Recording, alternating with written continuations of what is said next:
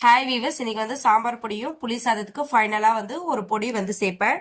அது ரெண்டுமே வந்து காலி ஆயிடுச்சு. அதனால வந்து ரெண்டுமே இன்னைக்கு வந்து ரெடி பண்ணி வச்சுட்டு இருக்கேன்.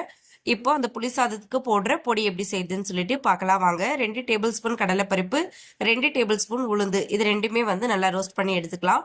ஒரே ஒரு வரமிளகா மட்டும் சேர்த்திருக்கேன். காரம் அதிகமா வேணுன்றவங்க 2 கூட சேர்த்துக்கலாம். மிளகு, சீரகம், தனியா, வெந்தயம், கடுகு, இது எல்லாமே வந்து 1/2 டேபிள் ஸ்பூன் வந்து தனித்தனியா எடுத்து எல்லாமே வந்து ஒன்னாவே ரோஸ்ட் பண்ணி எடுத்துக்கலாம்.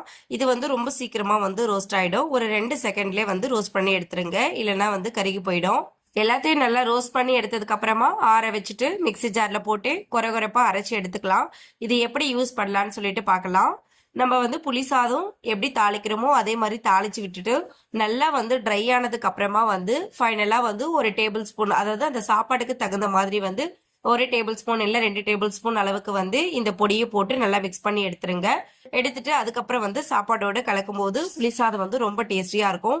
நான் வந்து இந்த சின்ன பாட்டில் அளவு தான் வந்து ஸ்டோர் பண்ணியிருக்கேன். வீக்லி ஒன்ஸ் தான் வந்து புளி ரைஸ் வந்து செய்வேன். மாசத்துக்கு வந்து இந்த சின்ன பாட்டிலே வந்து கரெக்டா இருக்கும். நீங்களும் புளி சாத பொடி இதே மாதிரி செஞ்சு பார்த்துட்டு எப்படி இருக்குன்னு சொல்லிட்டு கமெண்ட் பண்ணுங்க. தேங்க்யூ.